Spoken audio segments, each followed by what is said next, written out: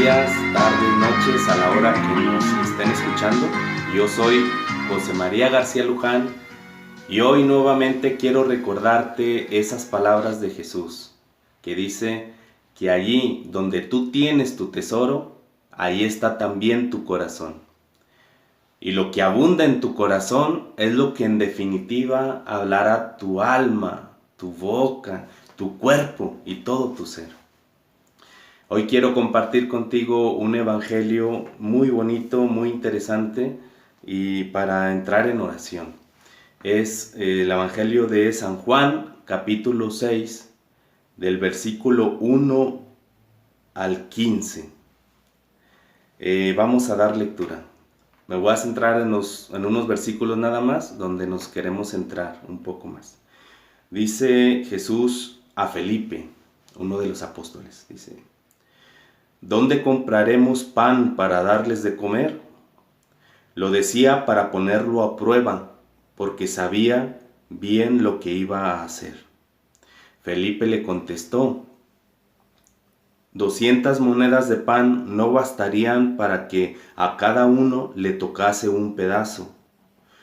Uno de los discípulos, Andrés, hermano de Simón Pedro, le dice: aquí hay un muchacho que tiene 5 panes y 2 pescados, pero ¿qué es eso para tantos? Jesús dijo: hagan que la gente se siente. Entonces Jesús tomó los panes, dio gracias y los repartió a los que estaban sentados. Palabra de Dios. Veamos el contexto de esta cita bíblica. Es cuando Jesús da de comer a 5,000 hombres. Seguramente eran más, porque seguro que había muchas mujeres, niños. Era mucha gente. Y Jesús multiplica los panes y les da de comer hasta que quedan saciados. Toda la multitud queda saciada. Dice que Jesús estaba en el monte con sus discípulos, reposando seguramente. En eso alza la mirada a Jesús y ve a mucha gente, ve una multitud que va hacia ellos. El Evangelio dice que toda esa gente seguía a Jesús por los milagros, porque veían que curaba enfermos, todas las manifestaciones que iba haciendo el Señor. Por eso lo seguían, por los milagros. En el transcurso del Evangelio Jesús va formando a los discípulos, los va formando, los va capacitando. Y aquí en este pasaje hay una pregunta formativa, una pregunta de prueba, de examen para los discípulos. Jesús le pregunta a Felipe, le dice: ¿dónde compraremos pan para dar de comer a estos? Yo en mi composición del lugar, ¿verdad? Yo me imaginaba, pues en mi oración, me imaginaba estar allí en esa escena, allí entre los discípulos con Jesús, y yo contemplaba al Señor haciendo esta pregunta, y contemplaba a Felipe mirando al maestro diciendo: pero ¿dónde le cabe al Señor en la cabeza que vamos a conseguir pan para toda esta gente? Si estuviéramos en el siglo XXI, donde hay supermercados grandes, pues podríamos ir y pedir todo el pan que tuvieran y a lo mejor alcanzaría. Pero ahora, aquí en este monte, y luego veía la caja de ahorro de economía, y veía que había 200 denarios y dice: Señor, con estos 200 denarios no alcanzamos ni para darles un trozo a cada uno. 200 denarios era algo de dinero. Fíjense, un denario era el salario de un día. 200 denarios, pues de 200 días, como de 6, 7 meses. Era algo de dinero. Aún así no se completaba porque era muchísima gente, mucha gente. Entonces, pues yo me imaginaba a Felipe contemplando a Jesús y diciendo: no, esto es broma. Y luego ya todos los discípulos viéndolo y diciendo: no, esto es broma, pues ¿cómo les vamos a dar de comer a...? Y luego dice Andrés, el otro apóstol, dice: oye, Señor, dice, allí hay un muchacho que trae 5 panes y 2 peces, ¿cómo ves? Y todos, yo me imagino todos a risa y risa, todos los apóstoles, ¿verdad? Dice: ¿cómo ves? 5 panes, 2 peces para 5,000 hombres. Y dice el Señor, los ve y dice: a ver, traigan pues esos 5 panes y 2 peces. Y bueno, yo me imaginaba así como los discípulos haciendo la broma, pensando que era broma del Señor. y le acercan la canasta ahí de los 5 panes. Y yo también contemplaba a Jesús mirando al joven de los 5 panes y 2 peces, y lo veía con mucho cariño, y el joven, pues admiradísimo, admiradísimo de que dice, Señor, estoy cerca de ti, aquí están mis 5 panes y 2 peces, te quiero compartir. Pues yo creo que el joven también decía, pues ya él ni le entraba en la mente de que esos 5 panes y 2 peces para tanta multitud, pero le quería compartir al Señor. O sea, para él era una dicha que el Señor comiera de su alimento, ¿verdad? Bueno, más o menos por allí yo contemplaba la cita bíblica. Ya llegó un momento en que Jesús, dice el Evangelio, que le da gracias al Padre, bendice el alimento, bendice. En ese momento yo veía a los discípulos que ya ven al Señor y dicen, ah, caray, esto ya va teniendo tono de seriedad, ¿verdad? Del Maestro. Y posteriormente, después de dar gracias al Padre, saca el pan de la canasta, va sacando el pan, los peces, y se los va dando a los discípulos. Y le dice, ayúdenme a repartir.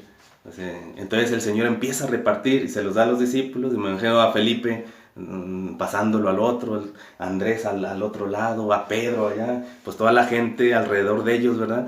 Y pasando el pan, sacando pan, y todos los discípulos emocionadísimos diciendo, ay, está saliendo mucho pan, y hasta que llegue hasta el final, hasta el último, ¿verdad? Del que está allá a la orilla. Bueno, el Evangelio dice que todos quedaron saciados, todos. Pues me imagino a los discípulos con el ojo cuadrado, ¿no? Todavía sobró pan, dice que sobraron 12 canastos. Bueno, son 12 apóstoles, 12 canastos, 12 apóstoles. Ahorita vamos a comentar esto, ¿no?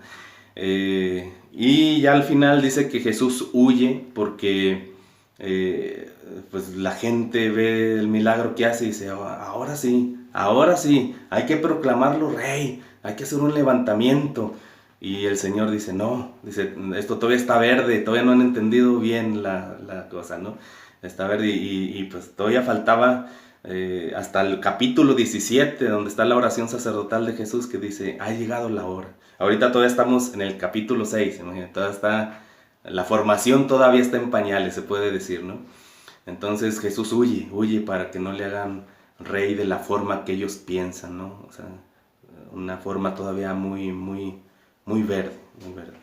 Entonces, bueno, esa es la cita bíblica, el contexto de la cita bíblica.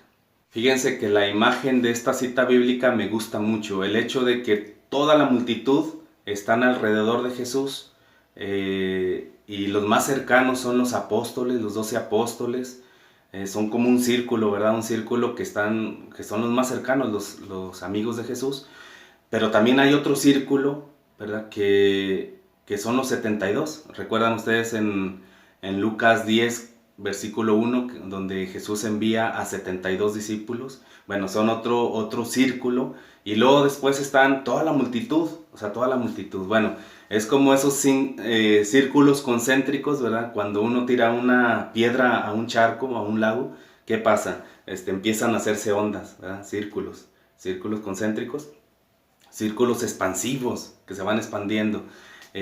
Bueno, esta imagen me gusta mucho para la reflexión que vamos a ir haciendo en esta cita bíblica. ¿Por qué? Porque el primer círculo son los apóstoles. Después vienen los discípulos más, o sea, comprometidos con Jesús, de que también los envía a misionar, a predicar. Después está toda la multitud, o sea, la multitud que escucha el mensaje de Jesús y también lo siguen. Lo interesante de estos círculos concéntricos es que todos los círculos, todos los discípulos de Jesús tienen como centro a Cristo.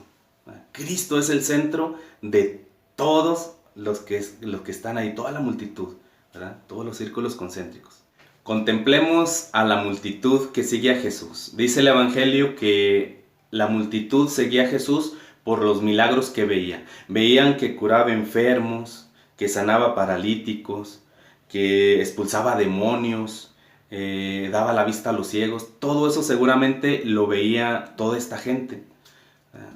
Seguir a Jesús por los milagros creo que no es malo, no es malo. Jesús mismo hace los milagros para que vean signos de que Él es el Mesías, de que Él es el Salvador. Creo que lo malo sería acostumbrarnos a seguir a Jesús siempre buscando milagros, buscando cosas extraordinarias. ¿Cuánta gente anda solamente buscando que incluso te llegan a veces personas que dicen, oye, que vimos una piedra donde se apareció el Sagrado Corazón, y otros que te dicen, en la cuchara de mi alacena, que allí estaba la imagen de la Virgen de Guadalupe? O sea, cosas extravagantes, ¿no? Mucha gente que va a encuentros, a auditorios grandes, ¿verdad?, buscando milagros, buscando sanaciones, ver que la gente se levante de las sillas de ruedas, que los exorcismos, van buscando cosas extraordinarias. Pero hay un peligro cuando nosotros queremos seguir a Jesús siempre por ver milagros. Hay un peligro. ¿Por qué?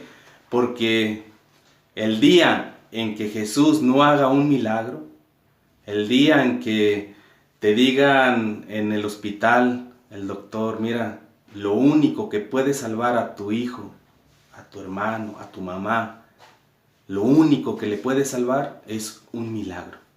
Y que tú vas a la capilla, al Santísimo, a pedirle, a rogarle a Dios que te haga ese milagro, y que después te dicen, ya falleció.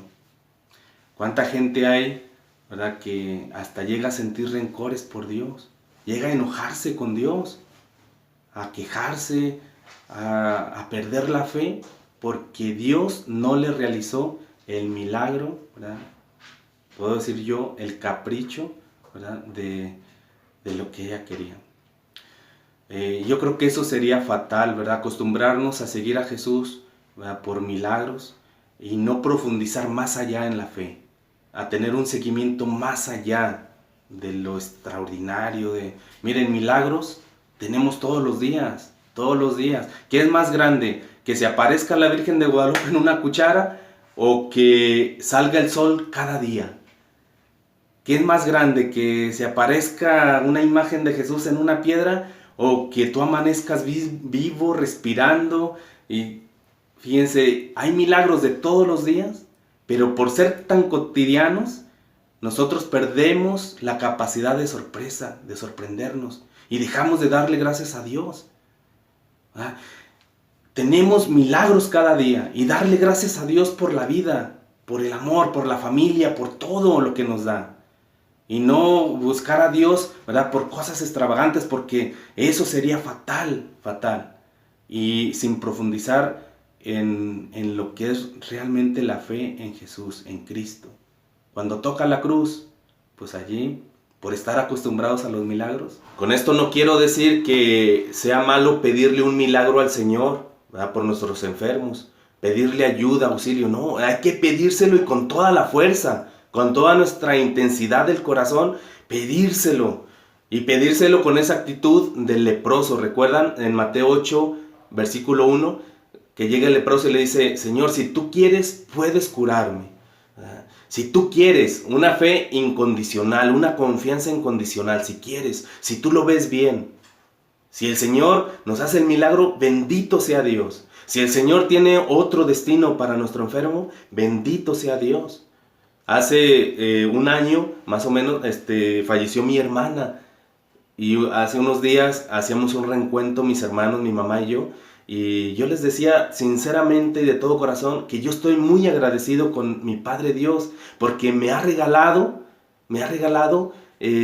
acrecentar más mi confianza en Él y en la vida eterna. Ahora puedo ver a mi hermana, aquí la tengo en una foto sonriendo, y en mi corazón, les digo la verdad, yo siento una certeza tan grande, tan bonita, de que mi hermana ya nos está esperando allá. Nos está esperando a cada uno de su familia, a la hora y en el momento que Dios nos llame a cada uno, nos está esperando. En una vida plena, en una vida que ya no hay sufrimiento, que ya no hay, sino que es una vida de felicidad plena. Bueno, esto les digo pues para no seguir solamente al Señor por milagros, así, sino seguirlo también con toda la intencionalidad de la fe en la vida eterna. Siguiendo con el círculo más cercano del Señor, vamos ahora a centrarnos en los apóstoles, en la actitud de los 12 discípulos. Jesús, hemos visto que les da una pregunta de prueba, de examen. Dice el Evangelio que Jesús ya sabía lo que él iba a hacer, pero les hace esta pregunta para ver qué tanto los discípulos han aprendido a estar disponibles a la necesidad de los demás. Le dice, ¿dónde compraremos pan para dar de comer a toda esta gente? Y Felipe le dice, pues 200 denarios no alcanza, Señor, son muchísima gente. Además ese no es nuestro problema, ¿verdad? Como una actitud así. El otro Andrés dice, pues aquí hay un muchacho que trae 5 panes y 2 peces, pero ¿qué va a hacer eso para 5,000 personas? Bueno, ay, no, que vayan a comer a otra parte. O sea, ese no es mi problema. Muchos momentos nosotros podemos tener esas actitudes. Ese no es mi problema. Te vienen a pedir, no sé, que dones sangre para un familiar que está grave. Y dices, que ese no es mi problema, que busquen en otra parte. Yo no sé si es por miedo a la aguja, por miedo a que te van a quitar algo de ti, o no sé, pero en muchos momentos ese no es mi problema, que busquen allá a ver dónde. Viene un indigente, se acerca y le cierran mejor la ventanilla del carro. Ese no es mi problema, que busquen en otra parte. O un problema laboral, un compañero, una compañera que está viviendo una injusticia, ¿verdad? Que le achacan algo que no hizo. Ves a la persona sufriendo, a tu compañero, y no eres capaz de acercarte ni para darle un apoyo moral que lo necesita. Dices, no, ese no es mi problema, que se las arregle ella. Y así, ¿no? Una actitud donde la necesidad de los demás lo vemos muy externo a nosotros. Así la actitud de los discípulos, ¿no? Jesús, cuando le dicen que allá hay un muchacho que tiene 5 panes, dice, tráiganlo. Bueno, y ahí vemos a Jesús siempre atento a las necesidades de los demás y a atender a la necesidad. Y esa es la enseñanza que les quiere dar a los discípulos, a los apóstoles, y se los quiere dar a través de ese joven que trae este alimento. Y pues ahora quiero que nos centremos en la personalidad del joven. Ese joven, ¿por qué trae 5 panes y 2 peces? ¿Por qué es el único que trae alimento? ¿Quién es ese joven? Ciertamente está entre la multitud, pero no es de los 12, no es de los 12 apóstoles. Incluso Andrés, cuando dice, por allí hay un joven, ¿verdad? O sea, está cerca, es de los círculos cercanos de Jesús, pero no es de los 12. ¿Cuál será la historia de este joven? ¿Cómo llegó allí? Bueno, yo en mi oración me hacía mi composición del lugar y me daba tiempo también de contemplar a este joven. Y yo me imaginaba, tal vez su mamá lo envió al mandado a comprar comida para la familia, y en el camino vio a la multitud que iban siguiendo a Jesús, y él, por admiración, por deseo, por gusto de querer ver a Jesús también, se le olvida que lleva el mandado para la casa y se va con todo y alimento a ver al Señor Jesús, ¿no?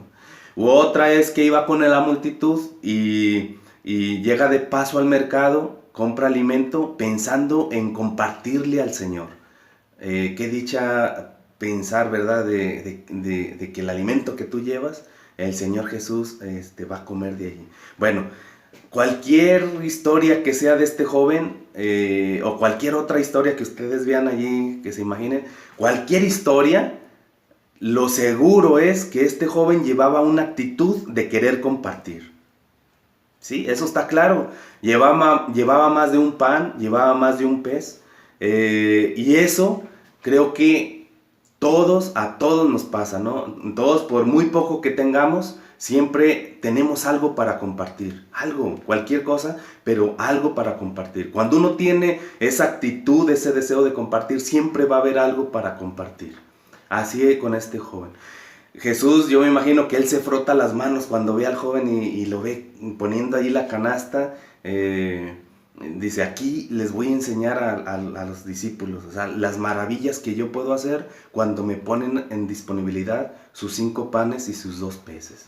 Hace unos días, el padre Jorge, un amigo mío, nos encargó un programa de radio que tiene a unos jóvenes y a mí, unos laicos, pues. Él tenía ya otras responsabilidades en su comunidad. Y ahí estamos nosotros, ¿no? Pues que sí, vamos a poner nuestros 5 panes y 2 peces, ¿no? Bueno, ahorita ya está toda la programación de aquí a unos meses. Estamos puntuales ahí cada día en el programa. Con gusto cuando vemos los mensajes que van mandando la gente. miles, millones de radioescuchas que les va llegando la palabra a través del testimonio de los jóvenes, y hasta conversiones. Y bueno, imagínense la alegría que tenemos nosotros, una alegría como, yo me imaginaba como la mosca que está ahí en la oreja del elefante. No sé si han escuchado ustedes ese ejemplo, que va el elefante, ¡fum!, corre a velocidad, dejando un polvaderón atrás. La mosca le dice al elefante en el oído, ahí va, dice: elefante, amigo elefante, ¿ya viste todo el polvaderón que vamos dejando? Y el elefante nomás la ve y le dice: ay, mosquita, sí, vamos dejando mucho polvaderón, ¿no? Así nosotros con el Señor Jesús, ¿eh? Nosotros ponemos nuestras pobrezas y el Señor Jesús pone lo demás. Y nosotros: mira, Señor Jesús, todas las conversiones, todo lo que vamos haciendo. Y Jesús: sí, claro, sí, lo vamos haciendo entre los dos, ¿no? Entonces, esa es la alegría que causa el estar disponibles en dar el testimonio, en dar nuestro testimonio, en la palabra del Señor, que es viva, que es eficaz, y allí está, ¿no? En la cita bíblica es representativo estos círculos, fíjense, estos círculos cercanos del Señor. El padre Jorge, que nos confía la radio, yo me imaginaba como el apóstol Andrés, ¿verdad?, que le dice al joven: trae esos 5 panes y esos 2 peces para el Señor. Pues así el padre Jorge que nos dice, ¿no? Los sacerdotes, los obispos, cuando te piden ayuda a la evangelización, a ti laico, nunca digas que no, nunca dudes, porque tu pobreza tus 5 panes y 2 peces es lo que necesita el Señor en la actualidad. Dice el Papa Francisco, dice: este tiempo necesitamos darle más campo de evangelización a los laicos. Es tiempo de los laicos, es tiempo de que los laicos echen la mano a la obra de la evangelización. Por eso no dudar, y no dudar tampoco de que por compartir nos vamos a quedar sin nada. No, en la cita bíblica dice: se saciaron todos y todavía sobraron 12 canastos. 12 canastos. Imagínense, se multiplica y alcanza y sobra, ¿no? Entonces, bueno, esta es la cita de Juan 6, versículo 1 al 15. Espero que nos edifique, ¿verdad?, el compartir, el escuchar, el orar las citas bíblicas, nos edifique nuestro espíritu, nuestra alma, nuestra vida cotidiana, para ponerla también al servicio de la evangelización de la iglesia del mundo entero. Que tengan un buen día y nos vemos a la próxima.